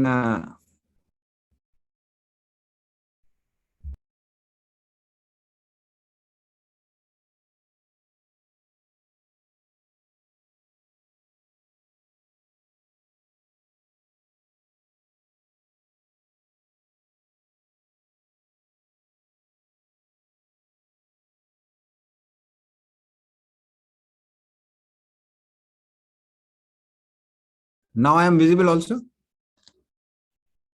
Yes, Prabhu, we can. Okay, fine. Okay, so I think it is clear. So piety and impiety, yogic path is a path of purification. They are not concerned about piety. Impiety is like a separate thing. We are not so much concerned about it. Okay, Susukharjanpu. Hare Krishna, bro. So, like adding to this, like basically we say, I have a little conception about this astrological things, Prabhu. So till we are there in this material world, we are bounded with our previous actions and all our controls or every actions, even though we want to do, every person has, control over his planets, we say actually. I'm not sure exactly how to relate this actually. But in this case, even if I want to have a control of our, so much of control of our mind, or to come to the level of such standards and Ashtanga, such kind of things. So how is it, Prabhu? Even if somebody wants to aspire such things also, will that be possible, or how is it, Prabhu? Because till we are there in this material world, everything, all these planets also plays a role on us, they say actually. It controls us, because of his previous actions. So whatever previous birth he has taken. So can that be changed immediately, or how is it, Prabhu? See, there are certain consequences we may have to suffer with, even from body and the side of mind. But as soon as one realizes that I'm separate from that, one can choose to be absorbed in something else. That independence is always there for the soul. Okay. That means you may suffer from body and even from mind also, but you can choose to be absorbed in something else, not in the mental and physical miseries. Okay. Okay. Okay? Does that make sense? Yeah. You mean to say, even though we'll be suffering for the previous reactions, but still I can have an option of choosing, like, so which even then, how can I surpass, Prabhu, beyond that also? Do I have a control? Even I want to sometimes, we think actually, I want to surpass that, but still, my mind, everything is out of control. So how to, how does it work, Prabhu? See, these practices, they take a lot of time. Even for devotion service also, devotion service is a long process. It is shortest among all the processes, but it's not so short. It takes time. So, but we can choose to absorb to as much as possible. As much as possible, it is possible. At least try it. Try it, it is possible to some degree. See, many times what happens is we purposefully absorb our mind in misery. Okay. I'll give you one gross example. You must have seen sometimes these very old ladies. So these very old ladies, many times they still discuss about something which happened 50 years ago. This lady came to me, she took my, vessel, some katori, and she went away. She took my bowl and went away. Now bowl has changed into, I don't know what it has changed to. It might bowl has been remelted and this and that. The lady who took your bowl also died away. She went away. Now, so many people and your location has changed, so many things have changed, but still they want to absorb in something which seems to be a big injustice for them 50 years ago. Still they want to be miserable. Okay. So that means you are absorbing your mind into misery. Okay. So many times people, they talk about now how I'm so miserable, how this has happened, that has happened. That means you are increasing your misery by absorbing your mind in misery. Okay. So in this way, where you want to absorb your mind, that matters. If one has that control, despite being physically miserable, one can be very happy and blissful. And we find many devotees. Like just a few days ago, one of the Bhakti Vaibhav courses I was giving. So there's one devotee called Ganga Prasad Prabhu. So he was sharing his experience. So very senior devotee in this movement for almost 30-35 years. And he has been many temple presidents and he is in charge of many temples actually in Africa. So he recently, found that he got this cancer. But then he was sharing his experience that whenever I absorb in holy name or I absorb in hearing Srimad Bhagavatam, cancer doesn't pain anymore. So so cancer is considered very painful, but he said it doesn't pain anymore. Because he is so absorbed in holy name and he chants, and he is so absorbed in hearing and discussing Srimad Bhagavatam when he is there in the class. She was attending Bhakti Yoga class. She was sharing that no, it doesn't pain anymore when I am there in the class. So in this way, one can choose not to suffer, although your stars from astrological point of view may be creating trouble. Okay. Okay. Thank you, Prabhu. Hare Krishna. Okay, so now we'll go to, so now 10 to 32, they describe about yogas and different angas of yoga root stage of steady meditation, engaging mind, etc. So Krishna will talk about that from 10 to 32, the description of Ashtanga Yoga. Yogi yunjite satatam atmanam rahasi sthitah ekaki yat chittatma nirasir aparigraha. Please read the translation. A transcendentalist should always try to concentrate his mind on the Supreme Self. He should live alone in a secluded place and should always carefully control his mind. He should be free from desires and feelings of possessiveness. Hare Krishna. Atmanam rahiti sthitah. So one engages one's body, mind, self in relationship with the Supreme. That means that connection is there. That's called yoga basically. That connection is called yoga. So one is connecting with the Supreme and he lives in a secluded place, because if there are other people who are involved, they will disturb your meditation. Like now, devotees may be having the strong experience, especially when the kids are small, very difficult to chant. And you just can't neglect them. Now you will be chanting Hare Krishna, they may be biting your neck or scratching your hairs, scratching your head. So difficult. So that's why this person who is suddenly you cannot ignore them, because they are also a responsibility. But at the same time, when this yogi is concerned, he stays in a secluded place. And he is always very careful to control his mind, Atmanam. So he should be free from material desires. He should not have any desire, because mind will wander into sense object in that case. And he should also be free from possessive mentality. Possessive mentality means this is me, this is mine. You may be sitting on your deer skin, and your deer skin and another yogi's deer skin may look to be same. And he takes your deer skin and goes away. If one is too much into I and mine, then one will start fighting in the forest only. So one has to be free from the possessiveness. My deer skin, your deer skin. So one has to be free from that. So then such a person, he becomes eligible to concentrate. Now all big details are given. By that we'll understand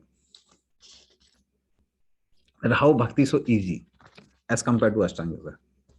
So first thing already I told here, that Atmanam rahasi sthita, he stays in a secluded place. So getting a secluded place in Kali Yuga itself is a very big thing. It's true. It's pretty difficult. So who was speaking? Some Maharaj was only speaking. Then one temple in Kerala, some new student he joined, Brahmachari Ashram. But then he had like the tendency of staying in seclusion, tendency of not doing some meditation, etc. So it was a lot of troubles in temple. So much sound, so much of activities. Many brahmacharis have experience also. That although people say, oh, sadhus means now you are very peaceful. But sometimes you have more responsibility with grastas than grastas also. One time, one of our brahmachari in temple was crying. He was doing so much service. No, I'm not able to do anything. Better than that, no, I become grasta only. At least, no, there are 2 children here. You preach, you will get 50 children here. And if you have 60 people with you, and one person becomes crazy once in a, they get some mental problem once in a 2 months also. That means every day somebody has a mental problem. So he really became annoyed. And this brahmachari said, no, I'll go to Himalayas. I'm talking about this Kerala boy. So after 6 months he stayed, and then he went to Himalayas for practicing Ashtanga Yoga. And then again devotees saw him after another 6 months. He came back. He said, "Why you came back from Himalayas?" He said, "What a world this is. Even Himalayas don't have a seclusion now." He told that I was trying to sit and meditate. Monkey was again and coming and pulling my dhoti. And then I thought, no, I kept a big stone in front of the cave so that monkey doesn't enter inside. Then every 15 minutes, this Indian government is sending a helicopter for giving a tour of Himalayas. So that is creating so much sound. I'm not able to meditate there also. So Socho Desa itself is like a big challenge in Kali Yuga. It's not that easy. Getting secluded place. Now, not Socho Desa, the first one. Atmanam Rahsi Sthita. Now there are more conditions. These are not the only conditions. So there are then 11 and 12. Sucho deche pratishtapya stiram asanam atmanah nati uchchiritam nati nicham chailajna kusottaram tatre kagra manah kritva yat chittendriya kriyah upavisya sane yunjyat yogam atmavisuddhaye. Please read the translation. To practice yoga, one should go to the secured place and should lay pusa grass on the ground and then cover it with a deer skin and a soft cloth. The seat should neither be too high nor too low and should be situated in a sacred place.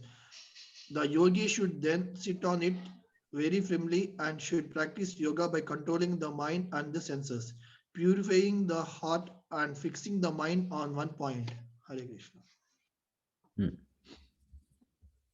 So first thing is he should establish his asana properly. Asana in which you are going to sit. So there has to be kus grass on the bottom because kusa grass is considered very pure. And kusa grass is expansion of hairs of Varahadev. So that's why kusa grass is done. Then one puts deer skin. So that snakes and different insects don't come and trouble you. Because in the forest there are a lot of insects. People in Bangalore may not realize, I'm staying here in Gosala. Every season there are different kinds of insects which come. So in our room also, I am on the first floor. Here snakes also come many times. Different insects for sucking blood comes. So this is deer skin is there. And then there has to be a cloth at the top above the deer skin. So this is how asana is made. And then he engages in meditation, Atmavisuddhi, for purification of the consciousness. By being free from disturbance.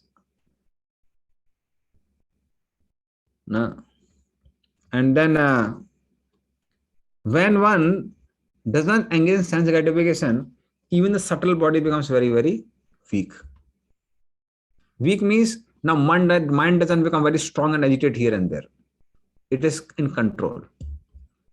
Like a weak animal would be in control, a strong animal very difficult to control. So similarly, this mind becomes like a weak animal, very easy to control. Then it becomes favorable for realization of Brahman. But then we'll go in details of how it is so difficult. Now seat also. Seat should not be very high, seat should not be very low. If seat is too high, what will happen? One will get buried in the seat only. You can't sit in a proper posture. And if seat is very low, then there may be cold entering from inside. During summers, heat will enter from inside. So it should not be too low also. And it cannot be too high also. So not too high, not too low.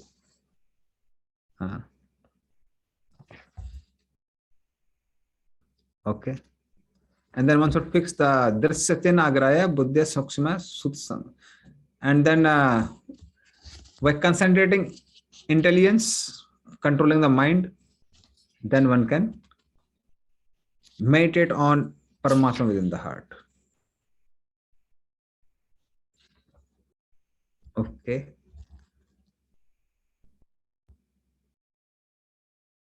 Okay, we can take from Visakha Mata's question. Yes. Hare Krishna Prabhu. Prabhu, like the first 4 steps, like till pranayama, we discussed that can be done with Nishkama Karma Yoga also. So does it mean that they no need to go to any seclusion or something, right? Like whatever now we are discussing is above that, like Pratyahar and Yes, yes. all these things. And then like unlike Jnana Yoga, we have a risk like once we get fall down, we will, I mean, we are not following their Nishka, any karma, Varnashrama dharma also. But here, even they have a fall down, they can be in the platform of Nishkama Karma Yoga, right? Prabhu, in Ashtanga Yoga, like. See, here fall down, what will you consider a fall down? Fall down has a level. Let us say, if you say about somebody staying in family life and doing Ashtanga Yoga, and he engages in some sinful activities. Sinful activities one has to suffer. So that fall down is like a severe one. But somebody say, let us say somebody has a fall down in the sense that somebody engages in some fruitive activity. That is also considered a fall down for a Ashtanga Yogi. That's okay. That's okay. But still they'll be in That's the okay. Varnashram. Yes.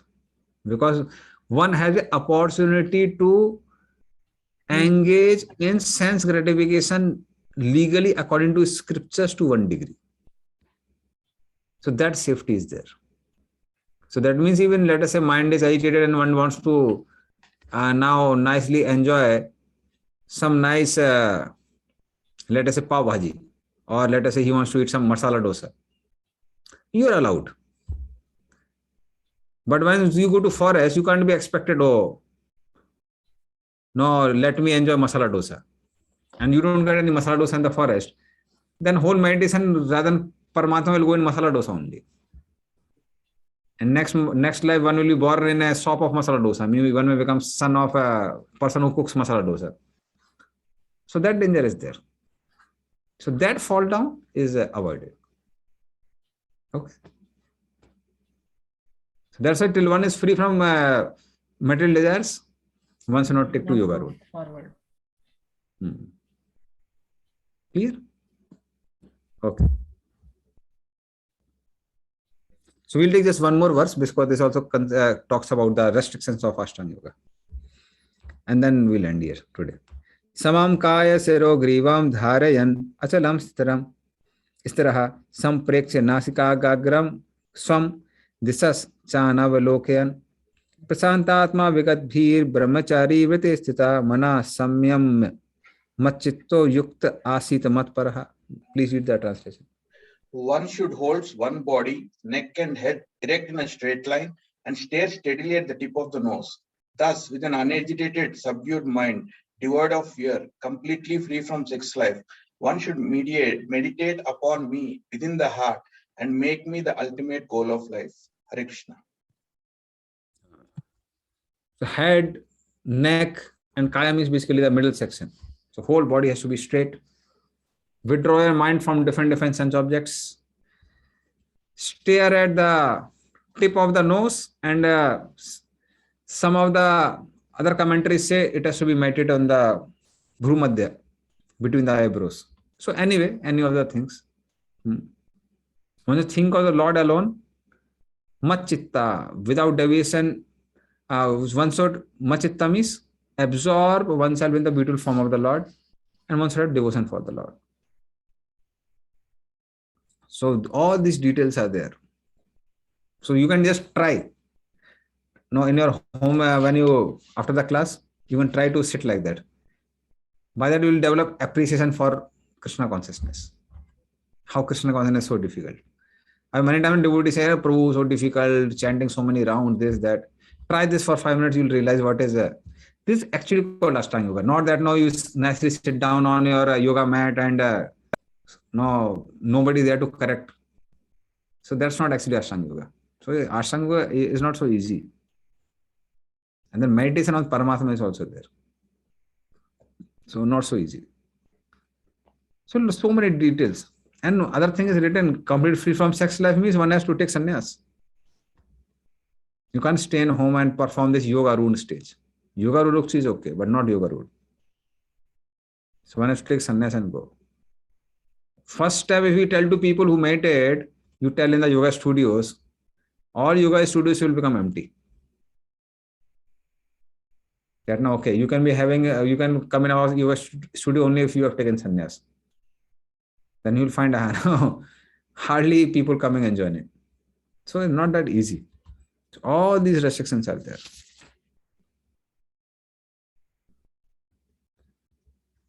Okay, fine. And then we'll discuss further in our next class. So, okay, last question by Uday Karanpu, and then we'll end. Hare Krishna, Prabhu. Dandavat Pranam. Prabhuji, can you explain this Jnana Mishra Bhakti and Jnana Mishra Bhakti? So this Kama Mishra Bhakti, can you explain, Prabhu? What is that? No, we'll not discuss now. Why? Because we'll discuss that in from chapter number 7. So this is just chapter number 6. Yeah. And chapter number 7 and 8 is discussing about Mishra Bhakti only. So when we discuss chapter number 7 and 8, then we'll discuss about all of them in great detail. Yeah, okay. Thank you. So I don't want to go suddenly jump out of context. Okay. So you to just wait for 2-3 class. We'll learn that. Yeah, okay. Now in the Hare first you told that Paramatma stage they will reach this Jnana Mishra Bhakti. No, not Gyan, it's Yoga Mishra Bhakti. Yoga Mishra Bhakti. So Yoga Mishra Bhakti comes in chapter number 8. Whole chapter number 8 is the whole theme is Yoga Mishra Bhakti. Chapter number 7 is Karma Mishra Bhakti, Jnana Mishra Bhakti. Chapter number 8 is Yoga Mishra Bhakti. So when we go to there, then we'll understand. Okay, okay, thank you. Hare. So we'll end here. Srimad Bhagavad Gita ki, Srila Prabhupada ki, Jai Gaur Premanand. Hare Hare Bol. Hare Krishna, Dandavat Pranam. Thank you. Hare Krishna. Hare Krishna. Hare Krishna.